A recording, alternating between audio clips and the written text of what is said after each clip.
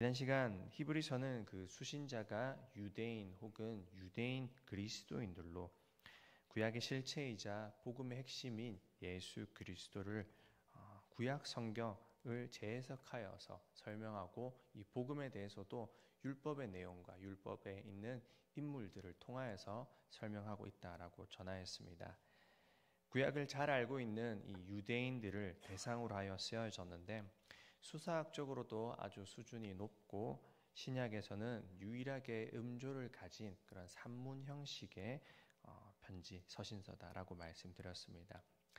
저자는 누구인지 히브리서에 누구라고 딱 적혀져 있지 않아서 정확히 알 수는 없지만 전통적으로는 사도 바울로 보곤 합니다. 하지만 사도 바울의 다른 서신에서 보이는 내용과 문체가 다르고 관심사도 이방인이 아닌 유대인 그리스도인들에게 더욱 집중하고 있기 때문에 바나바 혹은 설교를 잘했다라고 알려진 아볼로가 아닐까라고 추측하기도 합니다.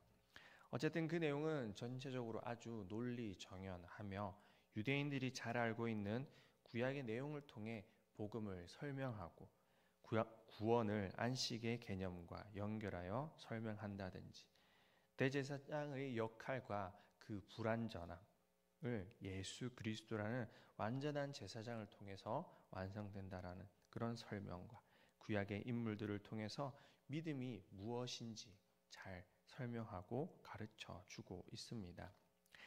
이제 히브리서의 마지막 장 13장의 말씀입니다. 13장에서 이 히브리서 기자는 편지를 마무리하면서 마치 구약의 잠언처럼 아주 짧은 격언으로 마무리하거나 짧은 단락으로 권면의 내용을 기록하고 있습니다. 유대인들에게 익숙한 잠언처럼 마치 신약의 잠언이라고 불리우는 이 다음 장의 야고보서와 같이 짧은 권면들로 편지를 마무리하고 있습니다. 오늘은 이 히브리서 13장을 4개의 단락으로 나누어서 그렇게 말씀을 전하고자 합니다. 먼저 첫 번째 단락은 사랑에 관한 당부입니다. 먼저는 가까운 형제부터 사랑할 것을 당부하고 그 다음 집에 온 손님을 대접함을 통해 이웃 사랑에 대해서 권면하고 있습니다. 더 나아가 3절에서는 1절과 2절에서 자신과 관련이 있는 사람 혹은 친분이 있는 자를 뛰어넘어 이제는 도움이 필요한 자, 학대받는 자들까지 품어야 함을 설명합니다. 이것은 예수님의 비유 중 하나인 이 선한 사마리아인 이야기와도 맥을 같이 합니다. 예수님은 이웃이 누구인지에 대해서 설명할 때 가까이 있는 사람이 이웃이 아닌 도움이 필요한 자, 학대받는 자가 바로 우리의 이웃이 되어야 함을 설명하신 적이 있습니다. 선한 사마리아인처럼 학대받고 도움이 필요한 자에게 나아가야 함을 3절에서 말씀하고 있는 것이죠. 언젠가 누가복음 10장의 선한 사마리아인 이 이야기를 읽고 묵상하는 중에 그렇게 하나님께 질문을 해본 적이 있습니다. 하나님, 다른 제사장이나 레위인들은 율법 때문에 자신의 몸을 더럽히기 싫어서 혹은 귀찮아서 피한 것은 알겠는데 왜 사마리아인은 그를 보고 못 본 채 하지 않은 것입니까? 라는 질문이었습니다. 그때 제 마음에 들려온 하나님의 음성은 그 역시 그 상황을 겪어보았다라는 것이었습니다. 강도를 당해본 사람은 강도당한 사람을 지나치지 못합니다. 병으로 인해 병원에 입원해본 사람은 자신과 같은 병으로 입원한 사람을 불쌍히 여기게 됩니다. 사랑하는 누군가를 잃어본 사람은 자신과 같은 그런 처지의 사람을 불쌍히 여기게 됩니다. 그래서 하나님이 우리에게 주시는 고통은 때때로 너무나도 힘든 것이기도 하지만 그 고난과 고통의 시간을 통해 우리는 타인을 이해할 수 있게 되고 나만 생각하는 그런 신앙인, 다른 일을 정죄하는 그런 신앙인이 아닌 공감할 줄 아는 그런 성숙한 신앙인이 되게 하는 것이죠. 오늘 본문 3절에서도 마치 너희도 갇혀본 것처럼 공감하고 몸을 가진 사람이니 학대받는 것의 고통을 이해하고 그들을 생각하라 말합니다. 이것이 예수님이 말한 이웃사랑의 모습인 것입니다. 계속해서 4절에서는 사랑의 이야기를 이어갑니다. 부부간의 사랑과 결혼을 귀히 여길 것을 강조하고 음행과 간음의 문제에 대해서 지적하며 부정을 저지른 일에 대해 하나님의 심판이 있을 것이라 경고합니다. 1절에서 3절까지의 사랑은 공의, 즉 하면 좋은 것이지만 하지 않는다예요. 책망받을 일은 없는 그런 사랑이라면 4절의 사랑은 정의, 그러니까 지키지 않았을 때는 심판을 받게 되는 영역의 사랑을 말합니다. 모두를 사랑해야 하지만 이 부부의 사랑을 넘어 다른 이성이나 배우자를 사랑하는 것은 하나님께서 반드시 징계하고 넘어가지 않겠다라고 약속하십니다.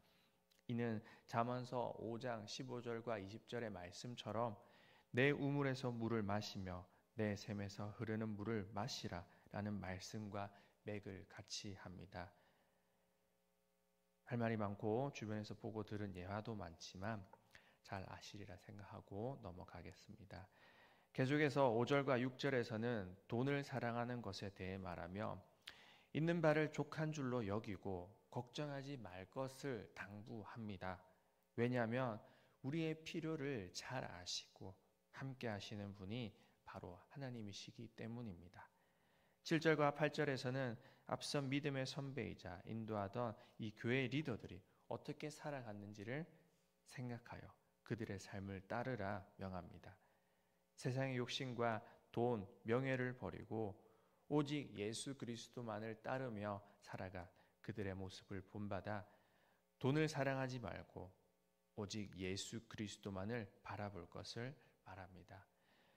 두 번째 단락 9절부터 15절에서는 여러 다른 교훈을 전하는 자들을 따르지 말 것을 또한 경고하고 있습니다. 아마도 초대교회 당시에 있었던 율법주의자들, 그러니까 할례파로 통칭되어지는 그런 유대인 그리스도인들이 따랐던 그 신앙의 모습들에 끌리지 말고 율법에 따라 어떤 음식을 먹어야 하고 먹지 말아야 하는지 그런 것에 얽매였던 옛 모습으로 살아가지 말고 예수 그리스도께서 자신의 피로 모든 것을 사하시고 십자가를 지심으로 율법에 얽매인 자들을 자유케 하셨으니 그 예수 그리스도를 의지하며 살아야 함을 강조합니다.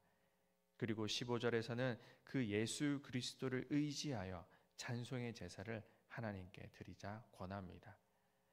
더 나아가 16절에서는 하나님께서 기뻐하시는 제사가 단순히 이 예배만을 뜻하는 것이 아닌 선을 행하고 서로 나누어 주는 행위를 하나님은 기뻐 받으시고 이것이 바로 예배다라고 그렇게 말하고 있습니다. 이것은 로마서 12장에서 나오는 내용과도 비슷합니다. 사도 바울은 로마서 1장부터 11장까지 로마법에 익숙한 그런 로마의 교회 성도들, 로마 교회 성도들에게 하나님의 심판자 되심과 생명의 법, 사망의 법으로 구원을 설명하였다면 이제 로마서 12장부터는 믿고 난 이후의 삶, 신앙인의 삶에 대해서 말하는데 그는 12장 1절 말씀에서 신앙인이 드려야 할 영적 예배에 대해서 설명합니다. 1절 말씀에 제가 읽겠습니다. 그러므로 형제들아 내가 하나님의 모든 자비하심으로 너희를 권하노니 너희 몸을 하나님이 기뻐하시는 거룩한 산 제물로 드리라. 이는 너희가 드릴 영적 예배니라 라고 말하며 합당한 예배란 무엇인지에 대해서 설명합니다.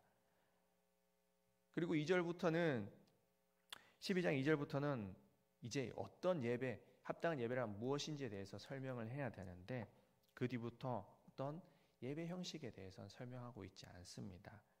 영적 예배란 찬양은 이러이러해야 하고 예배 순서는 이러이러해야 하고 뭐 그런 일체에 관한 얘기들은 없고 12장부터 로마서 15장까지는 교회 생활과 형제 사랑, 이웃 사랑에 관해 이야기하고 있습니다.